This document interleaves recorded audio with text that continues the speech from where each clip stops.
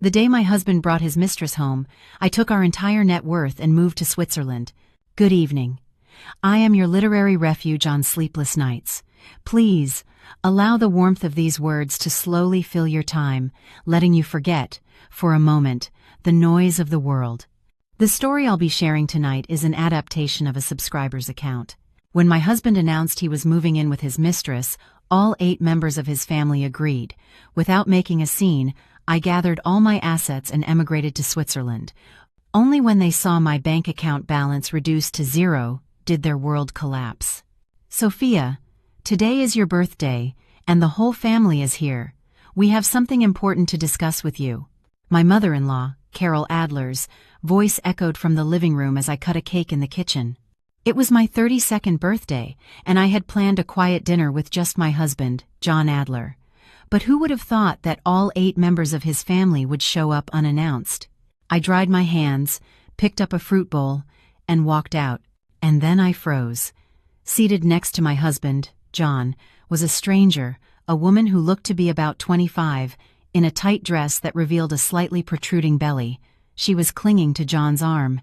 My father-in-law, Anthony Adler, my mother-in-law, Carol, my 2 sisters-in-law, Laura and Helen, and my brother-in-law Paul with his wife, Anna, were all sitting on the sofa, watching the scene with an astonishing naturalness, as if it were the most normal situation in the world. What is the meaning of this? I placed the fruit bowl on the coffee table, my hands trembling. Sophia Hayes, John said. His voice had a confidence I had never heard before. This is Isabella. She's my girlfriend. She's pregnant. It's a boy. I stood there, rooted to the spot. I felt the blood freeze in my veins. A buzzing, like 1,000 bees, pierced my ears. My mother-in-law, Carol, cleared her throat. My dear, as you know, you and John have been married for 5 years and haven't had any children. We can't let the Adler name die out, can we? This girl, Isabella, is young and healthy, and she conceived a son on her first try. It's a sign from heaven. I stared at John, the man I had met at Columbia University and loved for 8 years. He avoided my gaze, but wrapped his arm around Isabella's shoulders, lifting his chin as if showing off a prize. So, that's why you all came today. My voice came out with surprising calmness. My sister-in-law Laura let out a little laugh. Sister-in-law, you still don't get it? Isabella is carrying my brother's child. So, it's only natural that she comes to live in this house. Don't worry, you'll still be the main wife. She's just here to give us the boy. I looked around. Everyone's face held an expression of complete normalcy. My father-in-law smoked his cigar, pretending not to hear anything. My 2 sisters-in-law exchanged glances as if they were watching an amusing show. Even my brother-in-law Paul and his wife, with whom I had always gotten along best, kept their heads down, scrolling on their phones. I understood everything. I nodded. The situation was so absurd it was almost comical. So the whole family came on my birthday to inform me that my husband, in the 21st century, intends to bring a mistress into our home. Sophia. My mother-in-law slammed her palm on the table. Who do you think you're judging? For years, your womb has been empty while you shamelessly held on to John. Isabella is giving the Adler family a grandson. She is a benefactor. You either accept it, or you pack your bags and get out of this house right now. I took a deep breath. The pain of my nails digging into my palms was the only thing keeping me sane. May I use the restroom for a moment? Without waiting for a response, I went into the bathroom and locked the door. My face in the mirror was as pale as paper, and I was biting my lip so hard it nearly bled. I turned on the faucet. Under the cover of the running water, I wept silently.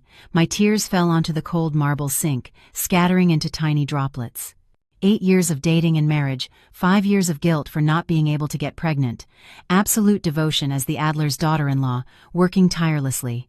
In their eyes, I was nothing more than an instrument for bearing children. If I couldn't conceive, I was a being stripped of the slightest human dignity. I washed my face and stared at myself in the mirror.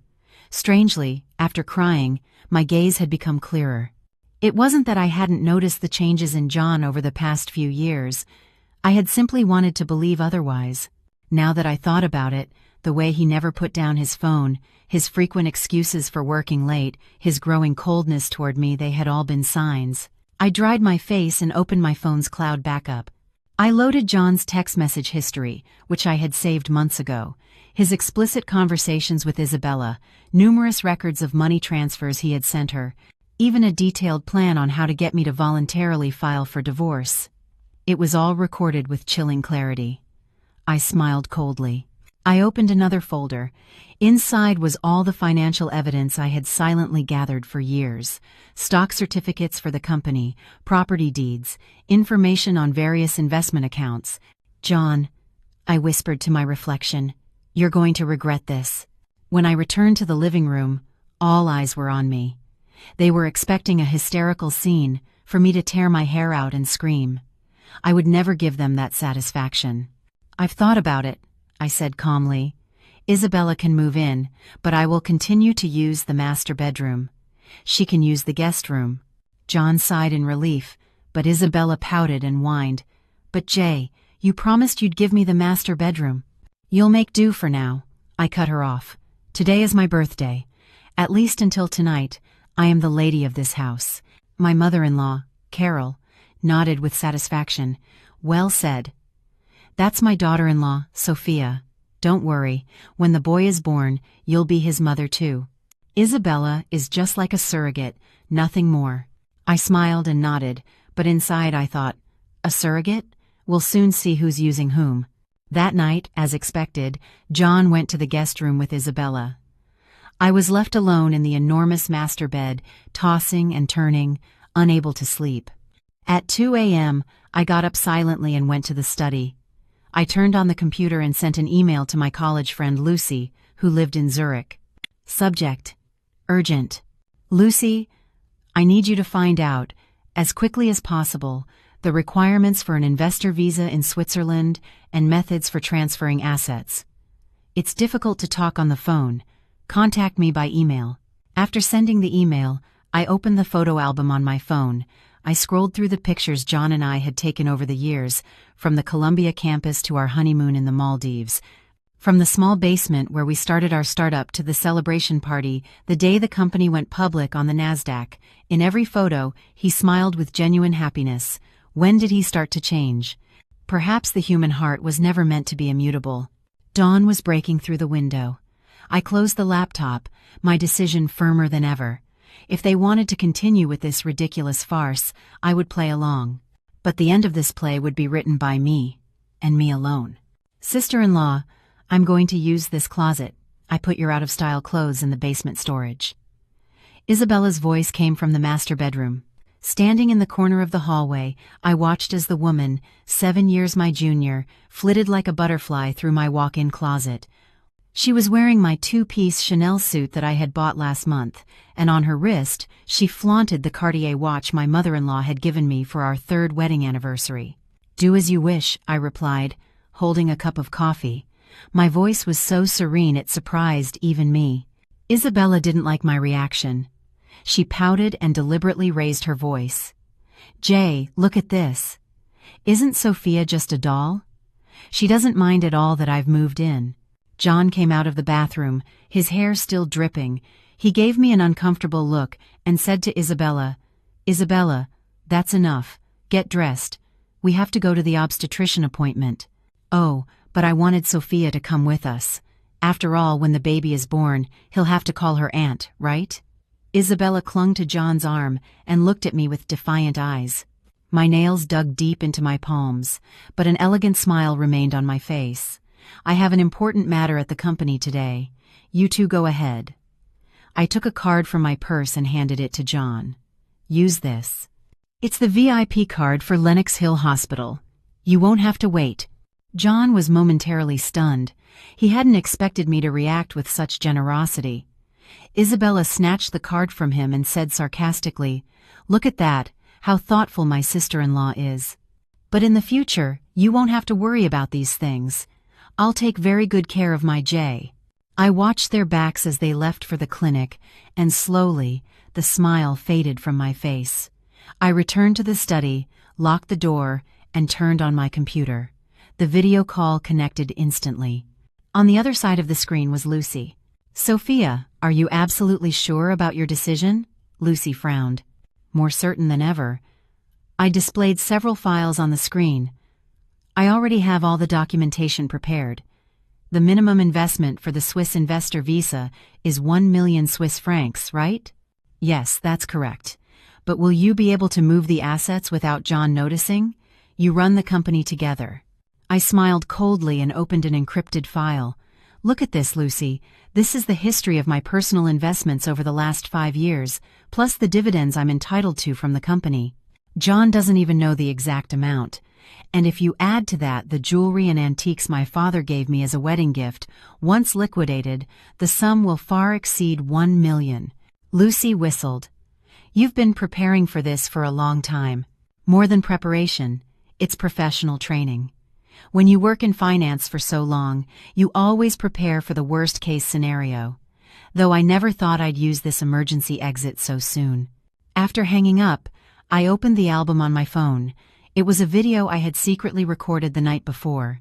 It showed Isabella in my mother-in-law's room, secretly trying on her jewelry. The greedy woman had no idea that her every move was being recorded. At lunchtime, I met my high school friend Clara, who now worked for the NYPD, at a restaurant near the office. "My God, John has lost his mind." Clara nearly knocked over her coffee cup after hearing my story. "And who the hell is this Isabella?" "They say she's a new receptionist at our company," I said, stirring my latte. "Apparently, they got involved 3 months ago when I was on a business trip." Suddenly, Clara lowered her voice. "Wait a minute, Isabella. Isn't she a girl with long hair, a mole next to her left eye, and she drives a pink Mini Cooper?" I looked up sharply. "How do you know?" "Last month, there was a special raid on a prostitution ring at the Carlisle. Her name was on the list of detainees." Clara searched on her phone. "Yes, it's her, Isabella Diaz. Her alias was Bella, and she only dealt with high-net-worth clients. I was on duty that day and questioned her. She insisted she was just on a date with her boyfriend." My fingers started to tremble uncontrollably. "Are you sure it's the same person?" "Absolutely positive. I still have her social security number from that record." Clara took my hand. "Sophia, a woman like that didn't get close to John for love. She definitely has other intentions." I took a deep breath.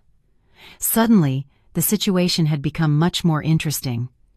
"Clara, I need to ask you a favor. Can you find out if she's meeting with anyone else?" "That's easy. I can check the hotel's security footage." Clara hesitated for a moment. "But Sophia, what are you planning to do? Are you going to expose her right now?" "No, not yet." I looked out the window. The sun filtered through the glass, illuminating my face. I need to let them get a little more arrogant. Back at the office, I went straight to the finance department. As the CFO, I had the authority to review all account movements. Just as I expected, in the last 3 months, John had diverted over $500,000 under the guise of entertainment expenses. The largest portion, $300,000, had been transferred to the account of a developer for a luxury apartment complex in the Hamptons. I copied all the data and saved it in an encrypted file. Just as I was about to get up, a new notification appeared on the screen. A transfer record from the company account to Isabella's personal account for $120,000. The description was living expenses. How shameless, I thought with a sarcastic smile as I turned off the computer. When I got home that evening, the living room was filled with laughter. My husband's entire family, along with Isabella, was seated around the dining room table. In the center was a huge cake. "Sophia, you're here." My mother-in-law, Carol, smiled at me radiantly, something very unusual for her. "Come quickly. We were celebrating Isabella reaching 3 months of pregnancy. The doctor said the baby is very healthy, and it's definitely a boy." I noticed Isabella was wearing a new diamond ring on her finger. It was the 1-carat Tiffany engagement ring John had given me when we got married. Now it sparkled on Isabella's finger under the light. "Congratulations," I said, setting down my bag and pretending not to see the ring. "I'm going to change." "Don't go, sister-in-law." Isabella's sickly sweet voice gave me chills. "Today is a day of celebration for the whole family. Come cut the cake with us." My sister-in-law chimed in. That's right, sister-in-law, don't spoil the party. Anyway, when Isabella's son is born, you'll have to be like his second mother. I stood there, feeling 8 pairs of eyes staring at me. They wanted to see me break down, to get angry. They wanted to prove that I was a hysterical, jealous wife. Only then could they continue with this absurd comedy with a clear conscience. All right, I smiled and approached the table. But first, I'm going to wash my hands. As I passed by Isabella, I accidentally bumped her glass of juice. The red liquid spilled all over her white dress, spreading instantly. "Oh, my dress!" Isabella shrieked. "Oh, I'm so sorry. My hand slipped. I showed my hands innocently. But don't worry, that dress only costs $12,000. Just ask John to buy you a new one. He's very generous. He's capable of putting down $300,000 for an apartment." A dead silence fell over the table. John's face turned white as a sheet. My mother-in-law whipped her head around to look at her son. "What do you mean? $300,000? Isabella, nervous, tried to make excuses. "Mother-in-law, it's not like that. I checked, and more than $500,000 has disappeared from the company account," I said calmly. "But it's fine. After all, half of the company's shares belong to John. He can spend the money however he wants." After saying that, I headed to my room. Behind me, I heard my mother-in-law's hysterical questions and Isabella's sobbing excuses. I closed the door, and leaning against it, let out the tears I had been holding in all day. But I only cried for a minute. I wiped my tears and turned on my phone. I had a message from Clara. "Found it. Your rival is no amateur." She was meeting with 3 men at the same time. One is John, another is Alexander Vanderbilt, the second son of the Valente Group. And the last one is a shareholder in your company, Director Marcus Reed. The message included screenshots from the hotel security cameras. They showed Isabella in affectionate poses with each of the men. Without realizing it, a smile formed on my lips. This greedy, stupid woman didn't know she was walking straight into her own demise. And my job was simply to watch silently as she put the rope around her own neck. In the middle of the night, I received an email from Lucy in Switzerland. "Everything is ready. We can start whenever you want. I've put you in touch with a private banker in Geneva. He is completely trustworthy." I replied, "I'll be there next week under the excuse of a company seminar abroad. Before that, I need a favor. Find out what Swiss law says about the division of assets after a divorce." I closed the laptop and looked out the window. The city lights continued to shine, and in my heart, an even brighter light had been lit. It was the light of freedom. "Mrs. Hayes, your boarding pass." My assistant, David, handed me a folder. "Your transportation in Switzerland is all confirmed. Professor Hans from the University of Zurich will personally pick you up at the airport." I nodded and checked my luggage one last time. I had planned this business trip right after that absurd family meeting 3 weeks ago. Ostensibly, I was going to attend a seminar on international financial standards, but in reality, it was the first step in executing my revenge plan. "David, I'm leaving you in charge of the company," I said. He was one of the few trustworthy people I had in the company, especially the financial reports. "Make sure they are only published after I have personally reviewed them." "Understood." David hesitated for a moment before adding, "Ma'am, Mr. Adler approved another $120,000 in entertainment expenses yesterday. It was processed through the special expense account." A faint smile appeared on my lips. "Approve it, but make sure all the accounting books are clear and detailed." Seeing David's puzzled expression, I added, "And keep all the receipts and justifications. The more detailed, the better." As the plane ascended, I watched the city skyline shrink through the window, feeling a strange sense of liberation. This city, where I had lived for over 30 years, this house that I believed would be my home forever, was now suffocating me. 10 hours later, the plane landed at Zurich Airport. My college friend Lucy was waiting for me as we had arranged. As soon as we saw each other, she gave me a tight hug. "I have everything ready," she whispered in my ear. "The bank manager, tomorrow at 9 a.m., the real estate agent, at 2 p.m. She handed me an envelope. "What you asked for, it's all in here." In the hotel room, I opened the envelope. It contained a complete background check on Isabella. She wasn't a receptionist, but a high-level escort specializing in heirs to large fortunes. Her real name was Isabel Diaz. She was 25 and had 3 prior arrests for fraud, though she had always been acquitted due to lack of evidence. The most surprising thing was the high probability that the father of the baby she was expecting was not John. According to the investigation, at the time of conception, she had been intimate with at least 2 other men simultaneously. "Oh, John," I laughed as I read the report. "You thought you had found true love, but you were just a fat lamb in the eyes of a luxury grifter." The next morning, I met with Maurice, the manager of a private bank in Geneva. The meticulous, middle-aged Swiss man listened to my requests and nodded. "Mrs.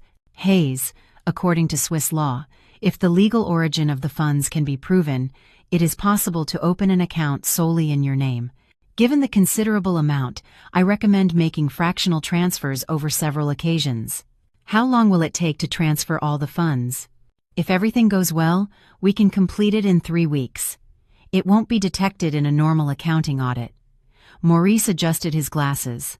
"Of course, this will incur corresponding fees. Money is not an issue." I took a USB drive from my bag. "Here are all the supporting documents for the first funds to be transferred." In the afternoon, a real estate agent took me to a villa on the shores of Lake Lucerne. It was a white-walled house with a red roof. Through its windows, the shimmering lake and the snow-capped mountains in the distance looked like a painting. It's a 20-minute drive from the city center, but the privacy is total. The security system in this community is top-notch. No unregistered visitors can even approach the property. Standing on the balcony, I breathed in the fresh air. For a moment, I imagined myself living there, a life without betrayal or humiliation, waking up every morning to the view of the lake and mountains. The image was so vivid that I signed the purchase offer on the spot. For the next 2 weeks, I maintained my alibi by attending the seminar program during the day, while at night, along with Lucy and a team of lawyers, I finalized the details of the plan. The funds began to arrive in the Swiss account in several transfers, and the property deed process moved forward in parallel. Every night, in my video calls with John, I pretended to be exhausted and homesick. He must have been convinced that I was his naive wife, completely absorbed in her work. The night before my return, I reviewed the recordings from the hidden cameras I had installed at home. In the video, Isabella, wearing my silk pajamas, was trying on my jewelry in front of my vanity. She held up a diamond necklace, admiring it in the mirror from various angles, before putting it in her own jewelry box with a satisfied expression. "If you like it, keep it," I said quietly to the screen. After all, everything is insured. The charge for theft is quite serious. But the most surprising scene came next. When John entered the room, Isabella instantly started flirting. Sophia's jewelry is beautiful. I went to the clinic wearing this, and everyone told me how beautiful it was. "If you like it, keep it," John said with a dismissive gesture. "She has plenty anyway. She won't miss a few pieces." I turned off the video and called my father. "Dad, I'm coming back tomorrow. I'd like to see you." My father, Richard Hayes, is the chairman of the Hayes Corporation. At the time, he had not approved of my marriage to John. "That boy is too ambitious," he had warned me. And ambitious people have the coldest hearts. Now I realized how incredibly accurate his judgment had been. The day after my return, I went to my father's company under the pretense of presenting the seminar report. From his office on the top floor of the Hayes Corporation headquarters, you could see the entire city. "So, what are you planning to do?" my father asked me directly, pouring me tea. I informed him of the results of my efforts in Switzerland and presented him with the reports on Isabella. My father remained silent for a long time. "John's company is involved in a big project, you know. They need a small guarantee from us." I looked up sharply. "That's right, some land for redevelopment in the Hamptons, a $60 million project. They want us to come in for 30% of the shares." My father smiled coldly. "Anthony Adler himself came to ask me yesterday. He showed a very submissive attitude." Anthony Adler, my father-in-law. For that man, normally so arrogant, to have come to beg my father was not normal. That means they are short on funds. They're in a critical situation. The debt ratio of John's company has risen to 85% in the last semester. 3 banks have already cut off their credit. If they don't get this project, they could go bankrupt from a liquidity crisis. I quickly skimmed the documents. A bold plan formed in my mind. Dad, don't sign the guarantee. And we need to discreetly sell all the shares we have in his company. A glint of satisfaction crossed my father's eyes. I've already started. Then he looked at me with a solemn expression. But Sophia, do you really want to go down this path? Once you start, there's no turning back. Since my birthday, there was already no turning back, I replied calmly. On my way home, I received a call from David. Ma'am, we have a problem. Mr. Adler suddenly asked to see the statements of all the company's bank accounts, especially the investment accounts under your authority. My heart skipped a beat. Nearly $15 million had already been transferred from those accounts to Switzerland. Why would he want a check now, all of a sudden? It was Mrs. Isabella's idea. She told him you might be diverting funds from the company. I smiled coldly. Tell him he can check whenever he wants. Oh, and are the justifications for the special entertainment expenses I asked you for ready? Yes, I prepared them in great detail. David's voice showed some hesitation. Ma'am, some of the expenses are quite embarrassing. Perfect. I hung up and immediately dialed another number. Clara, I need your help. Can you get me a copy of the statement and evidence from when they arrested Isabella? When I arrived home, I found a complete disaster. My closet was ransacked, down to the underwear. There were hardly any cosmetics left on my vanity. Even some of the artworks I collected had disappeared. Oh, sister-in-law, you're here. Isabella came out of the kitchen, wearing my limited edition Dior dress, and on her wrist she flaunted a jade bracelet. John and I decided to give the house a new look. Do you like it? I suppressed the urge to tear her to pieces and smiled. Of course, it looks fine to me. Oh, by the way, I took a beautiful box from my bag. I brought you a gift from Switzerland. Isabella opened the box as if she had been expecting it. Inside was a Cartier necklace. In reality, it was a high-quality fake I had bought in a hurry before returning, but it was almost indistinguishable from the original. Wow, it's beautiful! Isabella immediately put on the necklace and twirled in front of the mirror. Thank you so much, sister-in-law. I'm glad you like it. I took a picture of her with my phone while she was wearing the necklace. The original costs over $60,000, so take good care of it. That night, John surprisingly spoke to me first. The profitability of the company's investment accounts is quite good. His eyes flickered. He was clearly probing me. Yes, I started investing in foreign assets last year, and the return is 30% higher than domestic ones. I deliberately gave him some real information. Specifically, the $15 million in Swiss bonds have an annual return of 8%. John's eyes lit up. And you manage all those accounts by yourself? No, everything is registered in the finance department, I said with an innocent expression. Why do you ask all of a sudden? No reason. It's just that Isabella's cousin is an investment expert and says he could manage our asset portfolio more efficiently, he said, stammering. I barely managed to suppress my laughter. He was already thinking about getting his hands on my investment accounts. How greedy. Of course, have him come over one day and review them, I agreed willingly. Oh, by the way, Dad told me you need financial support for the Hamptons project.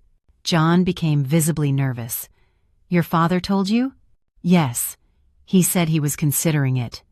I paused deliberately. But the market situation isn't very good lately, so he'll probably only invest a portion. John became instantly anxious. Sophia, this project is very important for our family. Couldn't you talk to your father to support us?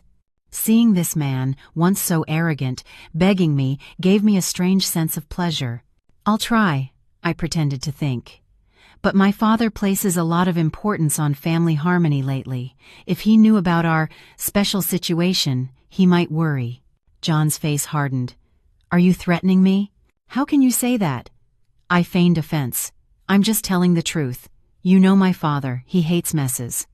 With that, I turned and went into my room. John, alone in the living room, had a face red with rage.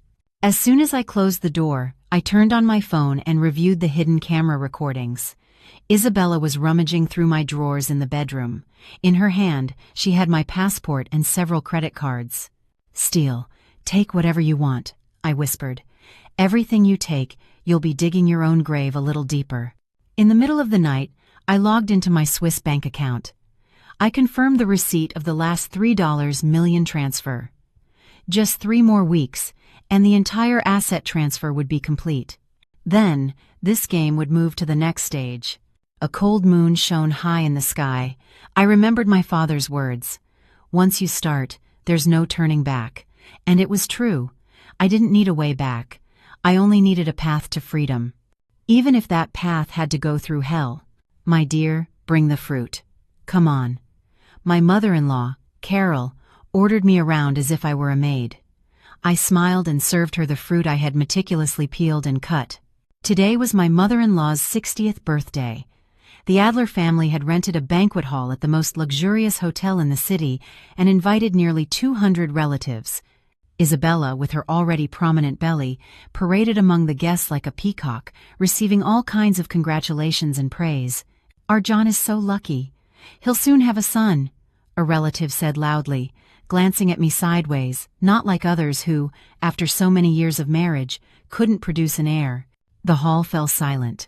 The knuckles of the hand holding my champagne glass turned white, but I maintained an elegant smile on my face.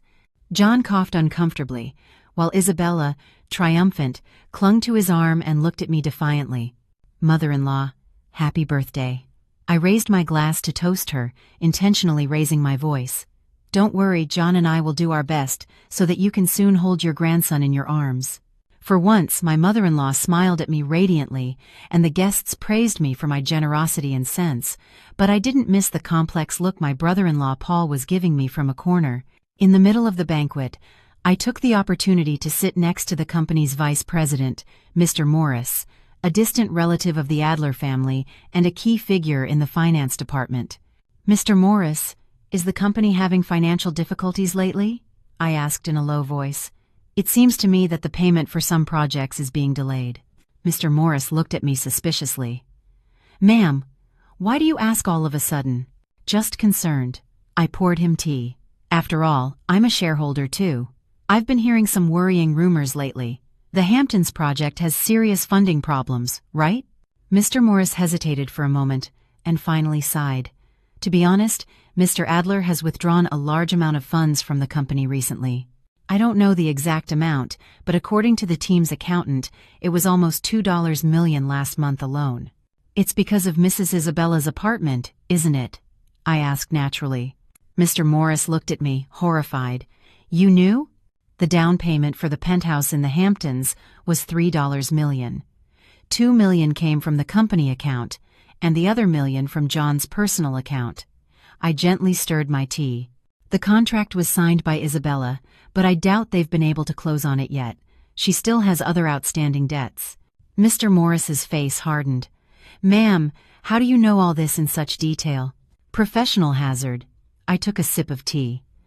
"Mr. Morris, if someone decided to investigate these accounting books, whose side would you be on?" Before he could answer, there was a commotion in the center of the hall. Isabella, hand in hand with John, was shouting to the guests, "Attention everyone, we've already chosen a name for our baby. If it's a boy, we'll name him Alexander. And if it's a girl, Valentina." The guests applauded, and my mother-in-law, Carol, was smiling from ear to ear.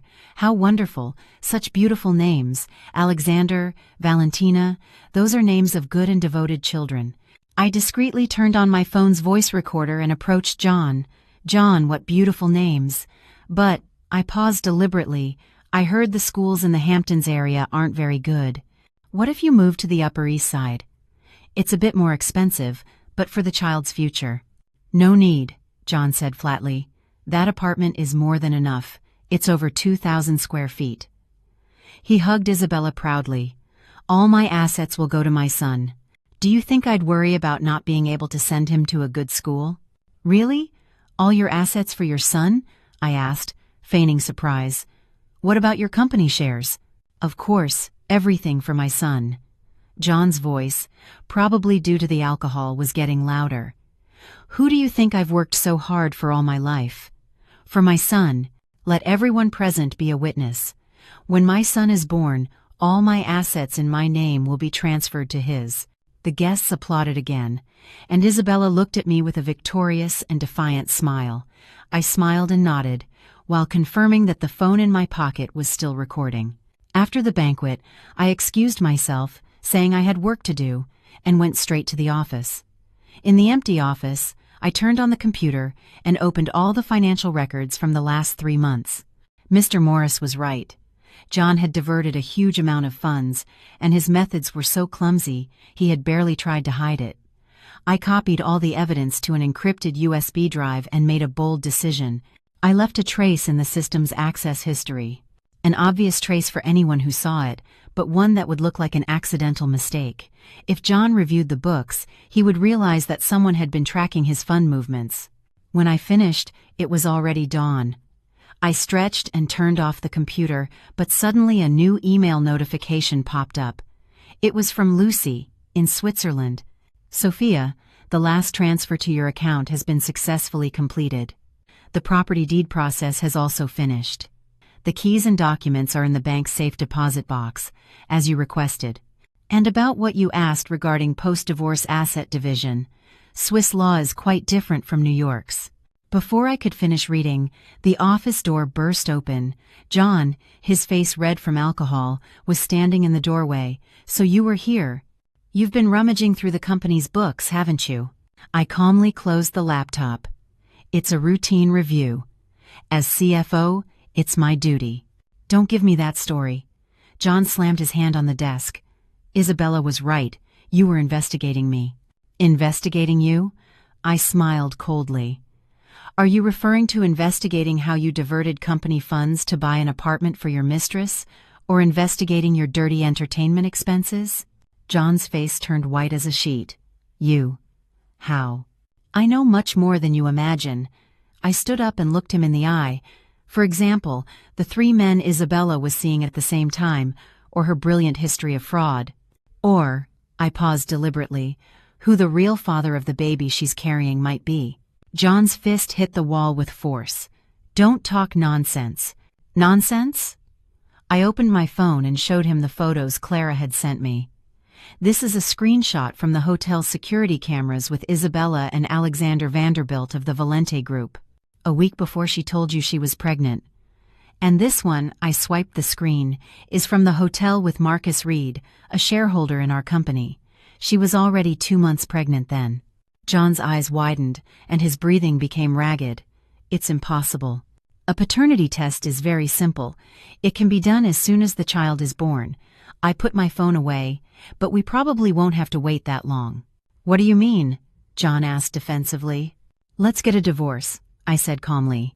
"I want to put an end to this farce once and for all." John was stunned for a moment, and then a cruel smile formed on his face. "Divorce? Sounds good to me. But don't think you're going to take a single cent from me. The company is mine, the house is mine, everything is mine." "The law won't say the same." I deliberately provoked him. "I'm entitled to half of the marital assets acquired during the marriage."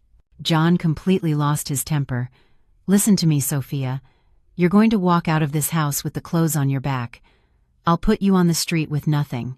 Tomorrow, I'll have the finance team prepare new accounting books. If I accuse you of diverting company funds, who do you think the judge will believe?" I pretended to be terrified. "You wouldn't be capable of doing something like that." "Of course I am capable. And I will do it," John said triumphantly. "So, you'd better sign the divorce papers without a fight. Otherwise, I won't have any mercy." I lowered my head, and my shoulders shook as if I were broken. John, thinking I was crying, became even more arrogant. "You should have acted like this from the beginning. If you had just accepted Isabella, we wouldn't have come to this. Now it's too late to regret it." After he slammed the door and left, I lifted my head. There wasn't a single tear on my face. On the contrary, a cold smile played on my lips. The entire conversation had just been recorded by another phone I had in my pocket. I turned on the computer and quickly sent an email to Lucy. Accelerate the final phase. We'll have to move to Plan B. And I sent an encrypted message to my father. Initiate the fund recovery. When I was done, I leaned back in my chair. Everything was going according to plan. John's anger, his threats, even his plan to frame me. It was all within my predictions. The most ironic thing was that he himself had said he would put me on the street with nothing. That would be irrefutable proof in court. If I added to that the recording from the banquet where he promised all his assets to his son and the evidence of his mismanagement, the case was won. I turned off the light and approached the window to contemplate the city night. The neon lights in the distance looked like fireworks in my honor. Revenge is a dish best served cold. Starting tomorrow, I would execute the next phase of my plan, playing the role of a wife shattered by emotional shock, the faithful wife, driven mad by the betrayal of her husband and his mistress. What a perfect character! Who would dare suspect that such a madwoman could be planning such perfect revenge? I picked up a picture frame from the desk. It was a photo from our wedding. Carefully, I took out the photo and tore it in half. Then I put the half with John's face into the paper shredder. "The game has begun, darling," I whispered to the empty office. "I hope you enjoy the ending I've prepared for you." Emergency room. The light of dawn seeped through the cracks in the blinds. Lying on a gurney, I stared blankly at the ceiling. My performance of a mental breakdown the night before had been perfect. I had smashed everything at home, screamed hysterically, and finally collapsed on the floor, foaming at the mouth. Patient's blood pressure is normal, oxygen saturation at 98%, no external trauma, the doctor said to the nurse. However, the pupillary light reflex is slow. Suspected dissociative disorder due to severe psychological trauma. I maintained a vacant expression, without blinking. In a corner, John looked annoyed. My sister-in-law feigned concern. "Doctor, my sister-in-law must have suffered a great shock. It's all my brother's fault. And what good does saying that do now?" John grumbled under his breath. "Give her some medication so we can take her home." "That won't be possible," the doctor said, adjusting his glasses. "The patient presents with major depressive disorder with psychotic symptoms. She requires at least 2 weeks of hospital observation." John's face hardened. 2 weeks? That long? "The treatment of mental illness cannot be rushed," the doctor said firmly. "If the guardian does not cooperate, we may request a court-ordered involuntary commitment." I almost laughed. That doctor was the cousin of a college classmate. The night before, I had contacted him secretly, and we had prepared the entire diagnostic script. No one would suspect that a madwoman in a psychiatric hospital could be plotting something. "Then admit her," John said reluctantly. "Laura, you stay and take care of your sister-in-law." As Laura was about to protest, the doctor added, "The patient needs absolute rest. Family members can visit in shifts, but visits should not exceed 1 hour." Once in a private room, everyone left. As soon as I heard the door close, I jumped up. I took out the phone I had managed to hide and protect all night. The first message was from Lucy. "All procedures in Switzerland completed. We can start whenever you want." The second was from my father. "Guarantee contract rejected. Fund recovery initiated." The third was from Clara. "Isabella, OB/GYN appointment this morning at Lenox Hill. I managed to get someone to pass me the report." I replied quickly. "Confirm blood type and weeks of gestation." I deleted all the records. I had barely put the phone away when I heard the doorknob turn. I quickly lay down and returned to my vacant expression. Laura entered with a fruit basket. Her face was a mask of false concern. "Sister-in-law, are you feeling better?" I didn't move. I continued to stare at the ceiling. "Oh, don't take it so hard." She sat next to the bed, but her voice dripped with gloating. "Isabella being pregnant is a good thing. When the baby is born, you can help take care of him." Under the sheet, my fingers clenched, but my face remained expressionless. "Oh, by the way," Laura said, suddenly lowering her voice, "Dad asked me when your father is going to sign the guarantee contract. He says the Hamptons project can't wait any longer." Well, well, I thought with an inward smile. They weren't worried about my health, but about my family's money. Since I didn't respond, Laura impatiently nudged me. Are you listening to me? Don't pretend you can't hear me. The family is in turmoil, and you're here acting crazy so peacefully." Slowly, I turned my head and looked at her with the emptiest gaze I could feign. And suddenly, I opened my mouth and smiled from ear to ear. "There's so much blood." Laura, terrified, recoiled. "What? What are you doing?" "The baby's blood is staining everything red."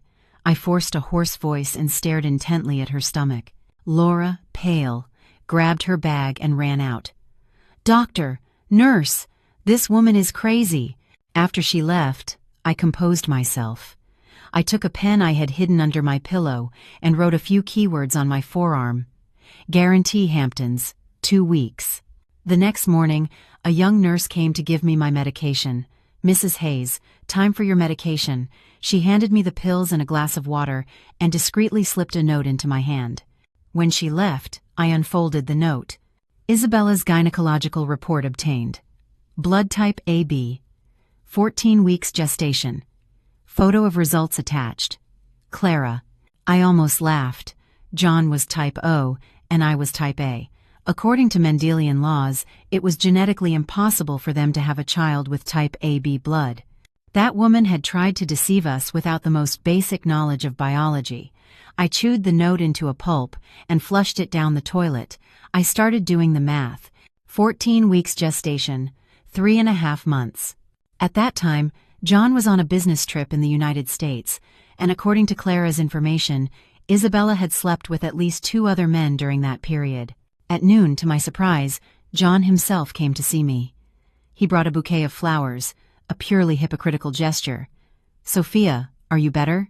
He stood 2 meters from the bed, as if my madness were contagious. I continued my act. I talked to myself, staring at a corner of the wall. "Spider, don't go away. Mommy is going to make you a dress." John frowned. "What did the doctor say? When will they discharge you?" "Discharge? Blood. There's blood everywhere." Suddenly, I grabbed his arm. "Did you see it too? The baby's blood." He pulled his hand away sharply. "Stop pretending. I have 1,000 things to do at the company, and you're here playing games." "Company. Money. There's a lot of money." I laughed like a fool. It flew away. It all flew away. John's face changed. "What do you mean? What money flew away?" I turned to the wall and ignored him. John paced the room nervously and finally left in a huff. I knew he would go straight to check the company's accounts, and a big surprise was waiting for him. Since my father had already started withdrawing funds, the company's liquidity would soon be at a minimum. In the afternoon, the nurse returned, this time with more important news. "Mrs. Hayes, a gentleman who says he's a friend of yours, Mr. Perez, is waiting downstairs. He says he's here about an antiques appraisal." My eyes lit up slightly. "Mr. Perez, my contact for the antiques." The plan was being set in motion. "Can I see him?" I asked in a low voice. The nurse nodded. "The doctor says that moderate social activity can help with your recovery. I'll get him." 10 minutes later, my friend was led into the room. He was wearing a doctor's coat, posing as a hospital therapist. "Mrs. Hayes, I'm here for your art therapy session," he said with a serious expression, winking at me. The nurse discreetly left the room and stood guard outside. My friend instantly lowered his voice. "I took all the pieces, the Song Dynasty pottery, and your grandmother's jewelry box. Switzerland has already confirmed receipt." "Weren't you discovered?" I asked in a low voice. "Not at all. I took them from the storage room under the excuse of a humidity treatment." My friend smiled triumphantly. "Your sister-in-law even congratulated me on my meticulousness." I couldn't help but smile. The Adler family had no idea of the true value of those old relics. That Song Dynasty tea set was a museum piece worth millions on its own, and my grandmother's jewelry box contained 3 rare pink diamonds. "And this," he said, taking a small, exquisite box from his bag, "is what you specially asked for." I opened the box. Inside was an ancient-style jade pendant.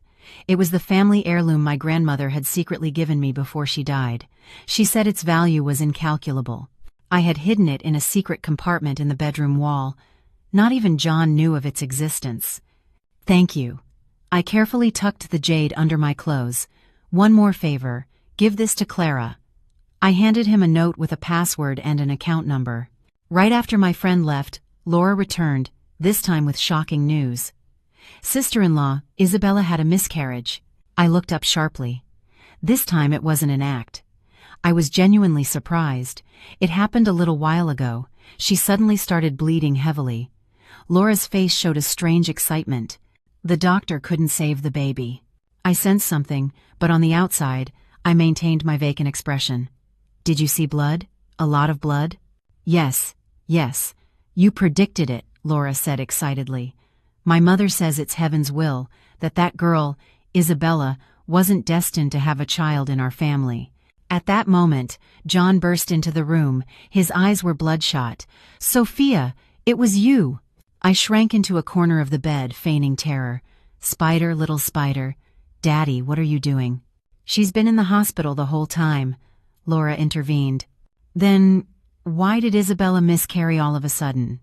The doctor said it looked like she ate something spoiled. John pointed at me. It was definitely her order. She hated Isabella. Enough, Laura shouted suddenly. The doctor said Isabella was already at risk of miscarriage from the beginning and... She hesitated for a moment. There was a problem with the blood test. John froze. What do you mean? See for yourself. Laura took a paper from her bag. It's a copy of Isabella's results. John quickly skimmed the document. His face grew harder and harder. This is impossible. Mother has already sent someone to investigate, Laura said in a low voice. It seems Isabella was seeing other men at that time. It could be that the baby wasn't even yours. John stood frozen, as if struck by lightning. Under the covers, I could barely contain my laughter. This comedy was much more interesting than I had imagined. Suddenly, John's phone rang. He answered mechanically. His expression went from astonishment to panic. What? Morris is reviewing the books with a team of auditors? Since when? Did my father know? I'm on my way there now. He hung up and shot me a murderous look. Don't think you can fool me by playing crazy. This business with the company isn't over. With that, he rushed out of the room. Laura hesitated for a moment and followed him. Finally, the room was silent. I let out a long sigh and took the phone from under my pillow. I had a short message from my father. Begin the harvest. I replied, I will stay in the hospital for 3 more days. I put the phone away and approached the window. The sunset painted the entire city a blood-red color. It seemed like the grand finale of a play. And I knew the best was yet to come. That night, my condition suddenly improved, and I was able to hold simple conversations. The doctor on duty, amazed by this medical miracle, noted it in my chart and recommended a few more days of hospitalization to observe my progress. The next day, Laura came to visit me with more good news. After Isabella's miscarriage, 3 men had shown up at the hospital at the same time, among them Alexander Vanderbilt of the Valente Group, and a scandal had erupted at the company. Mr. Morris had reported John for embezzlement, and the board of directors had demanded a full audit. The most ironic part was that my mother-in-law, Carol, discovered that more than half of her beloved jewels had disappeared. They had all been stolen and sold by Isabella. Mother is hospitalized from the shock, Laura said, her eyes welling with tears. The family is a mess. Dad says it's all my brother's fault for bringing that evil woman into our home. I patted her hand with a weak expression. Don't worry, they'll discharge me soon, and I'll help you. Laura, moved, took my hand. Sister-in-law, you're the only one we have left, that witch Isabella. You can't imagine how much money she took from my brother. I smiled and nodded. Inside, I thought, this is just the beginning. The fun starts now. 3 days later, the doctor discharged me. John didn't come to pick me up. Instead, my brother-in-law Paul came in the car. He hesitated several times before finally saying, Sister-in-law, I'm sorry. When I got home, I saw that all my things had been moved to the storage room. The master bedroom, once occupied by Isabella, was now a disaster. On the wall hung a few photos of her and John. Silently, I took them down and cut them into pieces with scissors. Late at night, John came home drunk and staggering. When he saw me, he stopped short, as if he'd seen a ghost. "The doctor said I'm fine now," I said calmly. He stared at me for a few seconds, and then suddenly knelt before me, hugging my legs. "Sophia, I'm sorry. I was wrong. That witch Isabella deceived me. The baby wasn't even mine. And now the company is in ruins. Please, please help me." I stroked his hair as if calming a lost dog. "Don't worry. Everything will be fine." And I meant it. Truly, everything was going fine according to my plans. For me, of course. In the middle of the night, I checked a notification from my Swiss bank. Final fund transfer completed. Tomorrow, I would formally file for divorce. And that man, who once believed himself the king of the world, would realize he had lost everything. I touched the jade pendant under my pajamas. Its cool surface calmed me. My grandmother was right. The most precious treasures are often hidden in the most unexpected places. Just as perfect revenge often wears the mask of absolute submission. At 3 a.m., the final confirmation email from the Swiss bank arrived. I reread the few lines on my phone screen over and over. "Dear client, the transfer of all your assets into your name has been completed. The total amount is $80 million. Should you require any further management, do not hesitate to contact your personal advisor." The first rays of dawn were beginning to break on the horizon. I let out a silent sigh. 2 years of meticulous planning had finally paid off. Today, marked with a red circle on my calendar, was exactly 6 months after my 32nd birthday, half a year after that nightmarish family meeting. I got up and deliberately chose a simple beige suit and discreet makeup. I wanted to look like a submissive, broken woman. In the mirror, I saw the perfect reflection of a wretched woman, completely exhausted by life. "Sophia, you're up early." John came out of the guest room. He had deep, dark circles under his eyes. After the Isabella scandal, I had kicked him out of the master bedroom, but he shamelessly continued to live in the house. "Yes, I have something to tell you all." I lowered my head and spoke in a soft voice. "Can you ask your father and mother to come over, please?" John looked at me suspiciously. "For what?" "It's about our future." I looked up, making sure my eyes glistened with unshed tears. "I've accepted everything."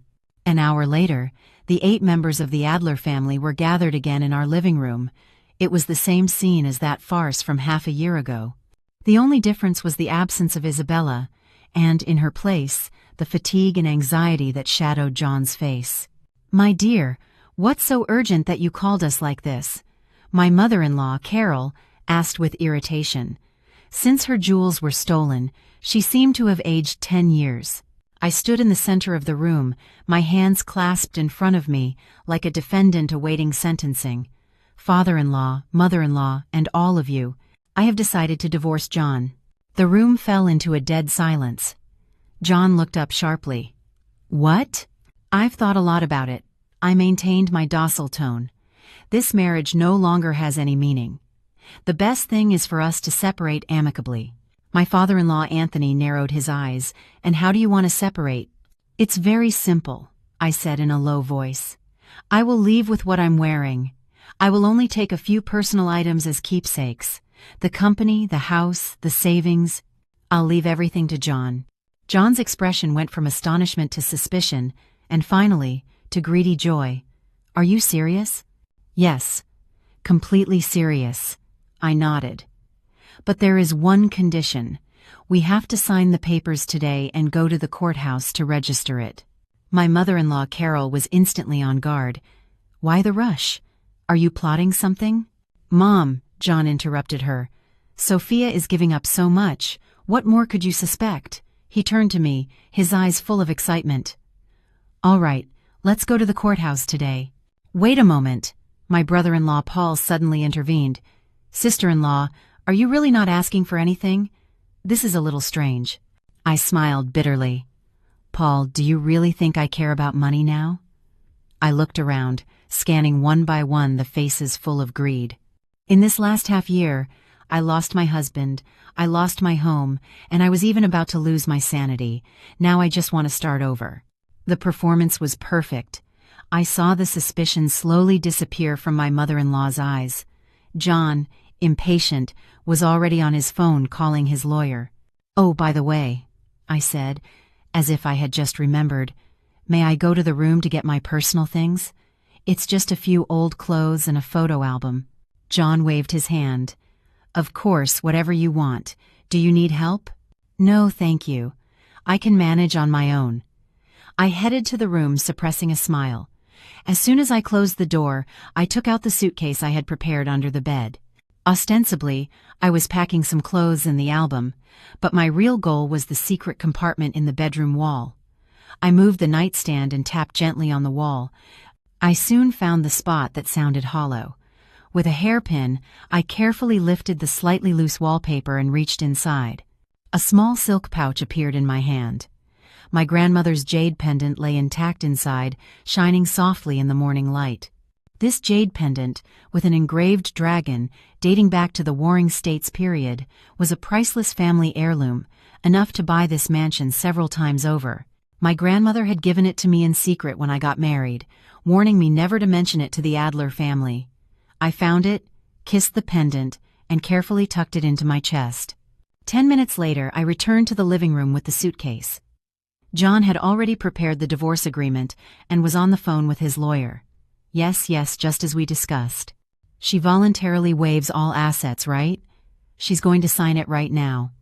I sat next to him silently and discreetly pointed my phone at him, recording his arrogant voice. This woman is a complete idiot. After years of working for free, like a maid in our house, now she's leaving empty-handed.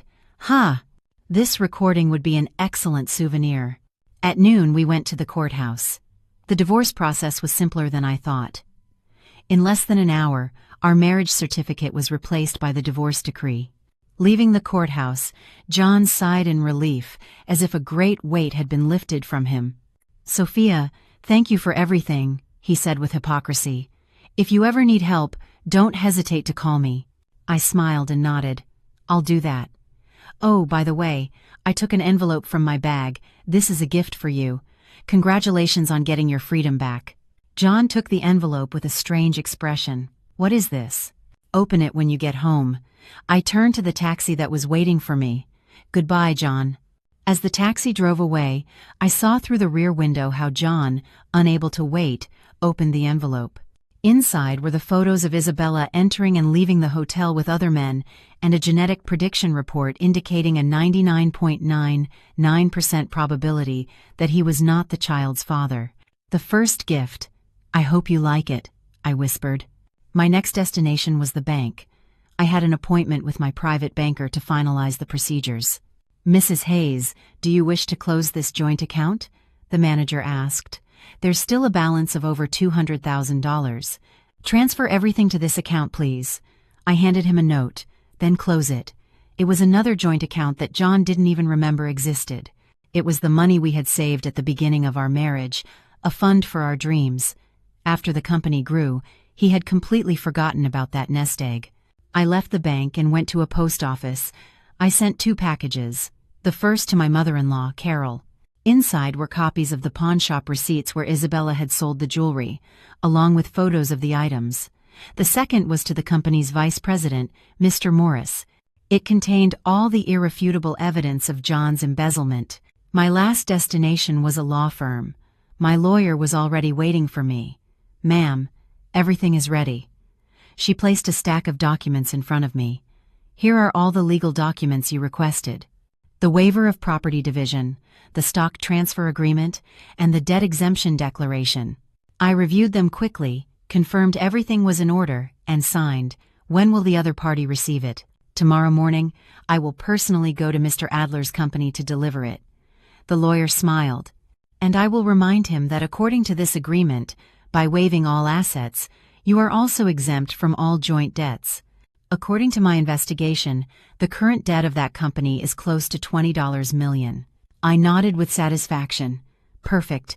At dusk, I returned to that mansion, which I could no longer call my home, to do one last sweep. John wasn't there. He was probably looking for Isabella to demand explanations. For me, it was the ideal situation. In the storage room, I found a dusty box. It contained my college memories. From an old, yellowed yearbook, I took out a small, old key. The key to the Swiss bank safe deposit box. It had been hidden here all this time, its value unknown to anyone. Just as I was about to leave, my phone rang. It was my father. "Is everything finished?" my father asked curtly. "Yes, I just signed the papers. The flight to Switzerland leaves tomorrow morning." My father was silent for a moment. "Sophia, is it really necessary to go this far?" "Dad, you know my character," I said in a low voice. "Once I make a decision, I never go back." "Understood," my father sighed.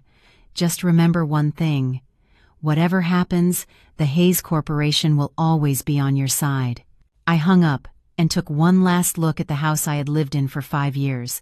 Surprisingly, I felt no nostalgia. All the good memories had been shattered in the farce of that birthday.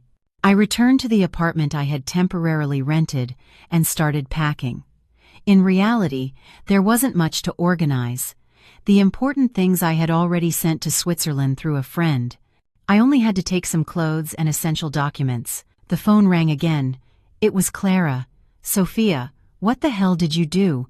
John is looking for Isabella like a madman." Clara's voice sounded excited. "He just stormed into the hotel where Isabella is staying and trashed the room." "I just told him a little bit of the truth," I said as if nothing had happened. "It wasn't just that." Clara lowered her voice. "I just got information from the precinct. The bank suddenly sent an inspection to John's company. Someone reported accounting fraud. This has to do with you, right?" I replied with a smile. "Clara, tomorrow I'm leaving for Switzerland." "What? So soon?" Clara shouted. "And when will we see each other again?" "Soon," I promised. "I'll invite you once I'm settled.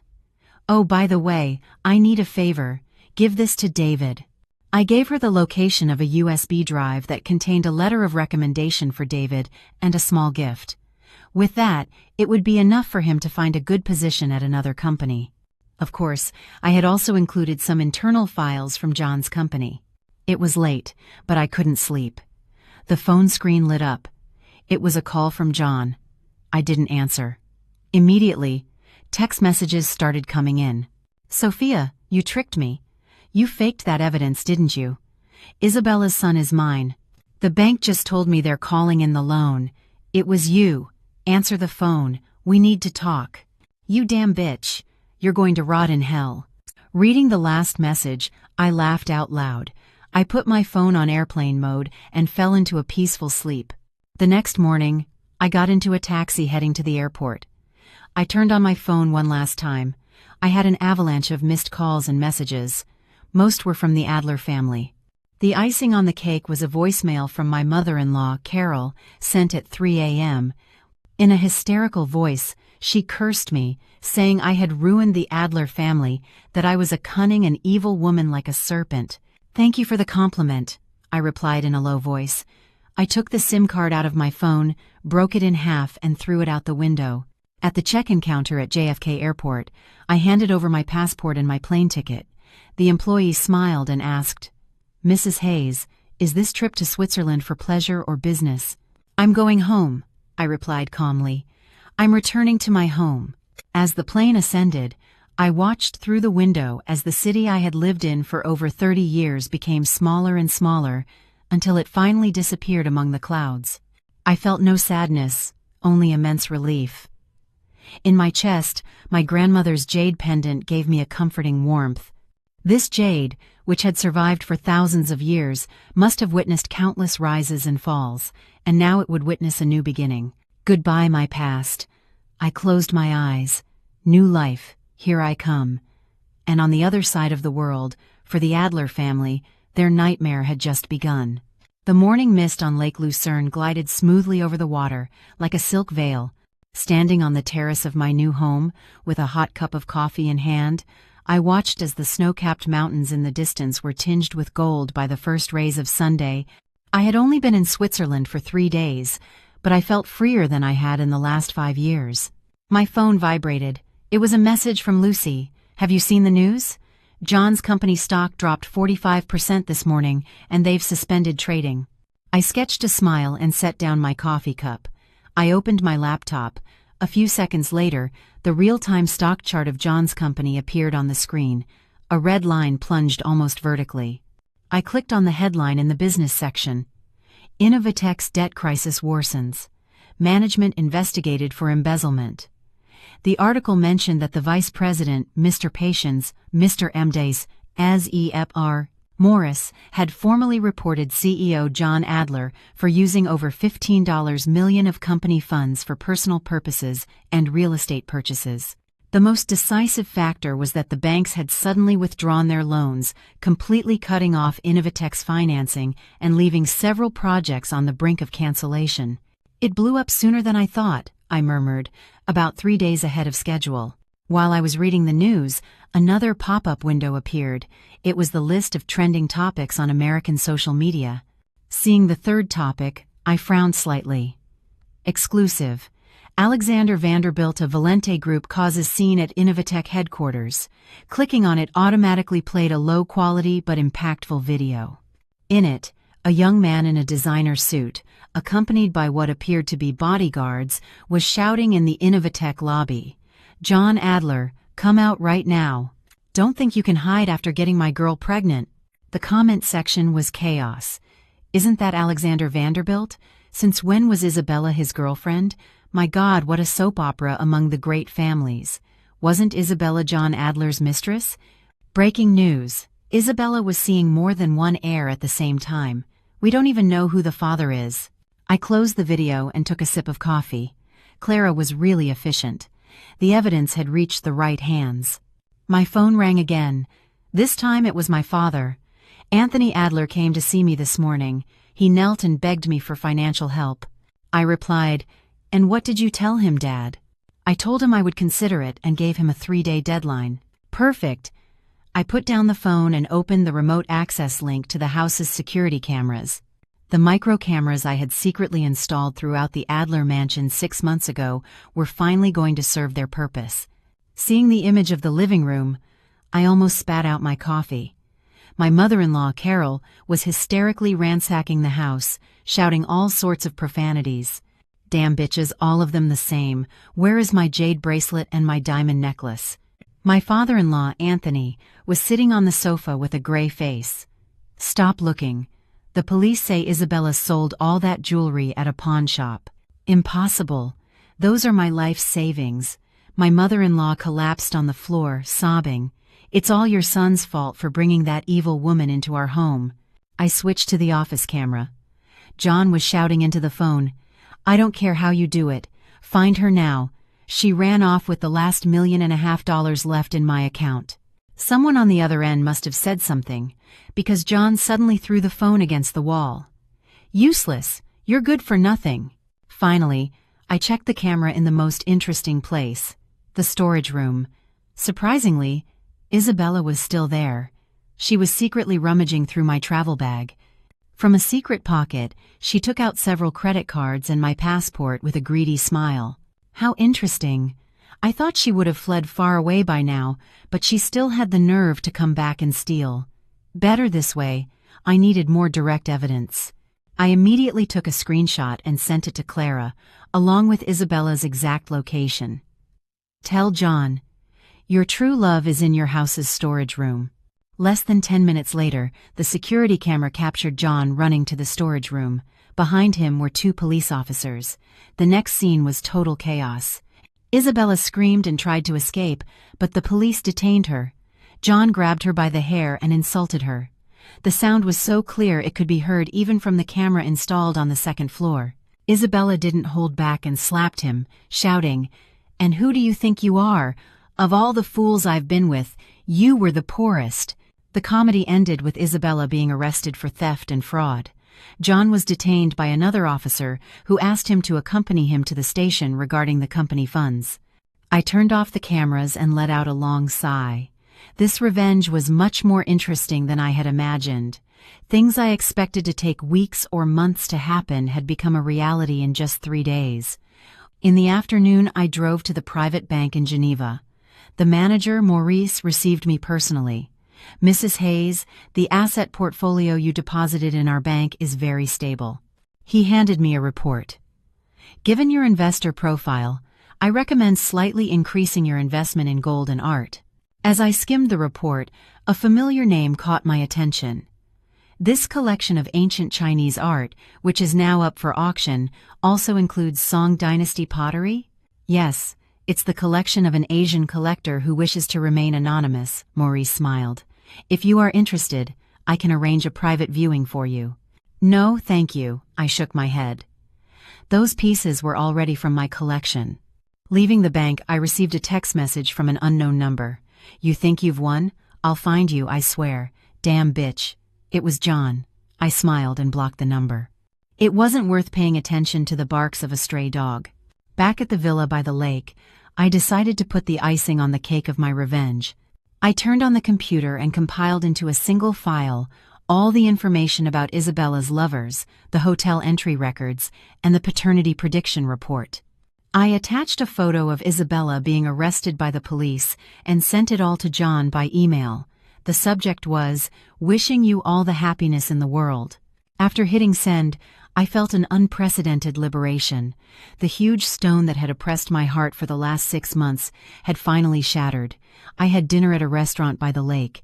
The chef prepared a fondue for me, a traditional Swiss dish. As I enjoyed the food, my phone vibrated. It was Laura. I hesitated for a moment, but I answered. Sister-in-law. No, Sophia. Laura's voice was choked with sobs. I know I have no right to ask, but the family is completely ruined.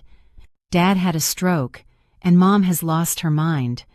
My brother is being investigated by the police, and the company is going to declare bankruptcy tomorrow. I silently stirred my glass of wine. Sophia, please, could you lend us some money? Laura's voice trailed off. I know Laura, I interrupted her calmly. Do you remember what your whole family did to me on my birthday? There was a long silence on the other end. I'm sorry, she finally said between sobs. You don't have to apologize. I cut a piece of bread. Anyway, I wasn't planning on accepting your apology. I hung up, put my phone on silent, and continued with my dinner. Outside, Lake Lucerne shimmered, and the snow-capped mountains in the distance stood majestic. The world was so big, and my new life had just begun. Back at the villa, I couldn't resist checking the news from the U.S. again. Innovatech had officially entered bankruptcy liquidation, and several collaborating companies and banks had filed lawsuits. On social media, revelations about Isabella kept appearing. Her history of fraud, her simultaneous relationships with several heirs of large fortunes, even photos from her past working in strip clubs. But what surprised me most was a message from Clara. Isabella confessed. She says the baby she was expecting was actually Paul's, your brother-in-law. In the midst of that dramatic twist, I was stunned for a few seconds. Paul, that always quiet and reserved brother-in-law, had had an affair with Isabella. Now I understood his complex look at the hospital. I replied to Clara. And does John know? Yes, he found out at the station and attacked Paul. The police had to separate them. The Adler family is a powder keg right now. I shook my head and turned off my phone. That soap opera had nothing to do with me anymore. Before going to bed, I checked my email. I had an invitation from an auction house. That Song Dynasty pottery was going to be auctioned next month, and the lot was expected to exceed $3 million. I replied confirming my attendance and closed the laptop. Standing in front of the window, I watched as the moonlight spilled over the lake, breaking into thousands of silver fragments. The Sophia, who 6 months before trembled with humiliation and betrayal, now on the other side of the world, had found a completely new life. The taste of revenge was sweeter than I thought, not for the pleasure it produced, but because it had finally made me understand that some people don't deserve a single crumb of my sincerity and that I deserved a much better life. Tomorrow, I would visit the local art school to discuss a collaboration project. Next week, I had an appointment with the best gynecologist in Switzerland for a full checkup. Next month, when those antiques were sold at auction, I would create a foundation to help women victims of domestic violence. The Adler family was now part of the past. As my grandmother always used to say, the wicked receive their own punishment, and we simply have to live better. The night was deep. I lay down. I left my grandmother's jade pendant on the nightstand. That night, I was sure I would have good dreams. When the doorbell rang, I was in the living room reviewing the design sketches for my new studio. Through the intercom screen, I saw a man with an unkempt beard and sunken eyes at the door. His suit was wrinkled, as if he had been wearing it for a long time. I squinted, and after about 3 seconds, I realized it was John. In half a year, he seemed to have aged at least 10 years. I didn't open the door immediately. Instead, I poured myself a glass of red wine and, after slowly savoring a sip, pressed the release button. Sophia. As soon as he saw me, John knelt with a thud. Finally, I found you. I took a step back, dodging his hand that was trying to grab the hem of my skirt. The Swiss ground is hard. You'll hurt your knees. Sophia, I was wrong. I was really wrong about everything. He lifted his head. His eyes were full of tears. Isabella, that witch, she tricked me. The company went bankrupt. My parents fell apart. Now I have nothing. I leaned against the doorframe, swirling my wine glass. I noticed. He crawled on his knees 2 steps in my direction. I realized that you were my only love. Let's get back together. You still want me, don't you? That's why, even after the divorce, you still use my... I almost spat out my wine. The name Sophia Hayes was my birth name, the one that had been with me for over 30 years. It was natural for me to continue using it after the divorce, but he had misinterpreted it as nostalgia. John, I sighed. First, I never changed my last name. Second, how did you find me? His eyes flickered. I hired a private detective. And how much did it cost you? $30,000? $50,000? He stammered. It was an obvious lie. I smiled coldly. I suppose you paid with that hidden fund you had in Isabella's name. John's face turned ashen in an instant. You? How do you know? I know much more than that. I stepped aside to let him in. Come on, since you've come from so far, I'll treat you to some tea. He entered the room, staggering. I deliberately walked slowly, giving him the opportunity to examine every detail of the villa. The high ceilings, the vast lake and mountains visible through the windows, the paintings by famous artists on the walls, and the antique adornments, seemingly placed at random but of incalculable value. All of this is yours? His voice trembled. I poured him the cheapest tea I had. Sit. John sat cautiously on the edge of the sofa, like an astonished tourist. His eyes kept darting around until they finally rested on the jade bracelet on my left wrist. It was another relic from my grandmother. That bracelet looks familiar. Of course it looks familiar, I smiled. It's the one your mother tried to borrow from me once. I refused, of course. His Adam's apple bobbed. Sweat beaded on his forehead. Sophia, I know I was wrong in the past, but I truly regret it. Look at me, I have nothing left. They confiscated my passport. I came to Switzerland as an illegal immigrant. How touching, I said, taking a sip of wine, and you came looking for me to give me a second chance. Suddenly, he grabbed my hand. We can start over. You have money, you have contacts, we can rebuild. I swear to you that from now on, I will live only for you. I pulled my hand away and took a folder from the drawer. Before we talk about starting over, there are a few things you should know. John opened the folder with a strange expression. Inside were several DNA test reports. He skimmed them quickly, and his face grew harder and harder. This is impossible. Isabella's son is an Adler. That's true, I said calmly. But he's not your son. According to the results, there's a 99.99% probability that he is Paul's son. Paul? My brother? John's hands started to tremble. She slept with my brother too? And that's not all. I gave him more photos. The deeds to that house you bought for her by embezzling company funds are in her name and her cousin's. By the way, that cousin is actually her first boyfriend. The photos fell from his hands. He collapsed on the sofa like a puppet whose strings had been cut. Why? Why are you telling me all this? Because you had to know. I leaned toward him and said, articulating each word, you lost everything. Not because I took revenge, but because of your own stupidity and greed. A glint of violence crossed John's eyes, but he quickly returned to his pitiful expression. Sophia, I know you hate me, but for the 8 years we spent together. 8 years? I couldn't help but laugh. Are you referring to the 8 years you built your business with my money while you slept with your secretary? Or the 8 years your whole family conspired to force me to accept your mistress? He looked up sharply. You knew about my secretary? John, I shook my head. Do you know how I was able to take revenge on you so perfectly? Because I know you too well.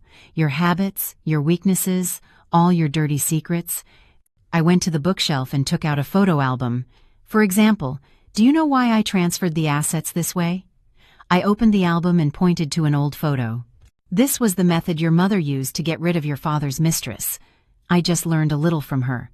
In the photo, a young Carol posed triumphantly in front of a pile of jewelry. The background was an empty apartment, as if it had been ransacked. John's face turned ashen. You damn witch. Witch? I closed the album. Compared to what your family did to me, I was very merciful.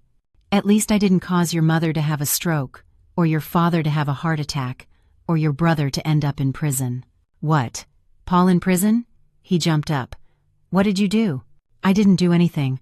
I raised my hands innocently. He just embezzled company funds for gambling.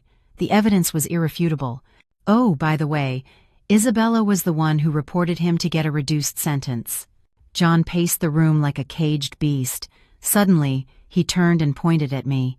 Sophia, I'm going to report you. I'll reveal all your illegal fund transfers. I'll have the Swiss government confiscate all your assets. I sighed and took another stack of documents from the safe. This is the divorce agreement you signed yourself. It specifies that I voluntarily waive all marital assets. This is the notarized deed of property division, and this is the legal investment certificate from the Swiss Immigration Service. I unfolded the documents one by one. Do you want to call the police? I can do it for you. John's face went from gray to red and back to white. Suddenly he lunged at me. You damn bitch, I'll kill you. I was prepared. I pressed the panic button within my reach. Instantly, 2 security guards burst in and pinned John to the floor. Take this man to the airport, I told the guards, and make sure he goes through immigration control. Sophia, you're going to rot in hell, John screamed as they dragged him away. I'll be back, I swear. Just you wait. Standing at the door, I smiled as I watched him being forced into the security car. Give my regards to Isabella. I closed the door and, with a long sigh, poured myself another glass of wine. The confrontation had ended much more easily than expected. All of John's reactions, every one of his words, had been almost exactly as I had predicted. Outside, the sunset tinged the lake with gold. I opened my phone and saw a new message from Clara. Paul sentenced to 3 years. Isabella deported for fraud. John missing. Rumors say he fled illegally to Europe. Be careful. I replied, I just saw him. Just sent him to the airport and added a winking emoji. I put down the phone and returned to the studio to continue with the design sketches. My personal brand, Phoenix Rising, was about to launch its first collection. The theme was resurrection. The experiences that had once caused me so much pain were now my source of inspiration. At 8 p.m., the doorbell rang again. On the intercom screen, a delivery person held an elegant gift box. I opened it. Inside was a brooch, a phoenix of gold and rubies with its wings spread. It was the first piece I had designed. The accompanying card read, "Celebrating a new birth, Lucy." I pinned the brooch to my lapel and turned in front of the mirror. The phoenix shone under the light, as if it were really about to rise from the flames. The next morning, I received a call from the Geneva police. They asked if anyone had bothered me the previous day. I said it had been a misunderstanding and that it was already resolved. The officer informed me that the American man had been deported for illegal entry and had been placed on the European Union's entry blacklist. Merci de m'avoir prévenu, I replied in fluent French. C'est une excellente nouvelle. Thank you for informing me. That is excellent news. I hung up and turned on the television to the international news channel. With the sound of the news in the background, I started packing for a designers meeting in Paris. Suddenly, an economic news item flashed across the screen. American company Innovatech officially declares bankruptcy. Its founder, Anthony Adler, arrested for financial crimes. I stopped what I was doing and watched as Anthony Adler was led away by the police. The businessman, who once believed himself invincible, now walked hunched over like a stray dog. Strangely, I didn't feel the satisfaction I expected. Revenge was like a coffee that had gone cold. It wakes you up when you drink it, but in the end, it only leaves a bitter taste. I shook my head and turned off the television. I picked up my suitcase and left the house. The past was past, and the future awaited me with too many wonderful things. On the way to the airport, I passed by an antique shop. A jade pendant from the Warring States period, displayed in the window, caught my attention. It was almost identical to the one my grandmother had left me, but the engraving was slightly different. As if hypnotized, I stopped the car and entered the shop. "Excuse me, may I see that jade pendant?" The owner, an old man with white hair, carefully took it out. "You have a good eye, madam. It's a dragon jade from the Warring States period, a very rare piece." As I held it, I felt a strange familiarity. I turned it over and discovered a small engraving on the base. "Adler. Where did you get it?" My voice trembled slightly. "Last month, an American client sold it to me," the old man recalled. "I think his last name was Adler. He said it was a family heirloom, but he needed the money urgently." I clutched the pendant in my hand. The Adler family had fallen so low as to sell their heirlooms.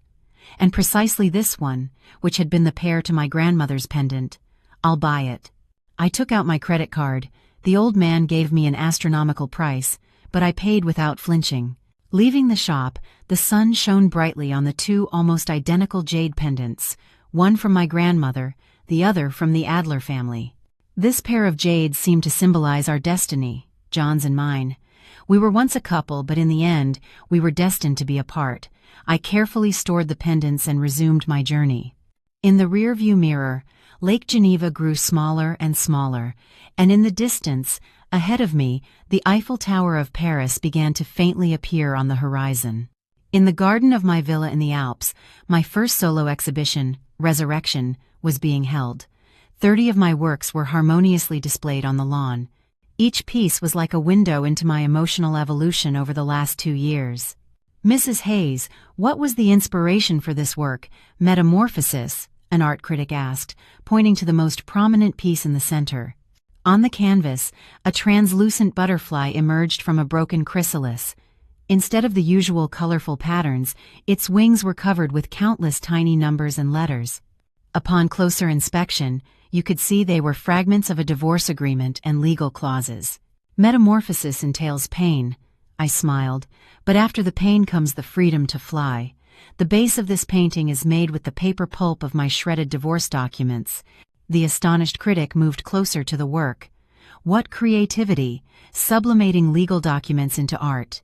This form of expression is a revolutionary interpretation of feminist art."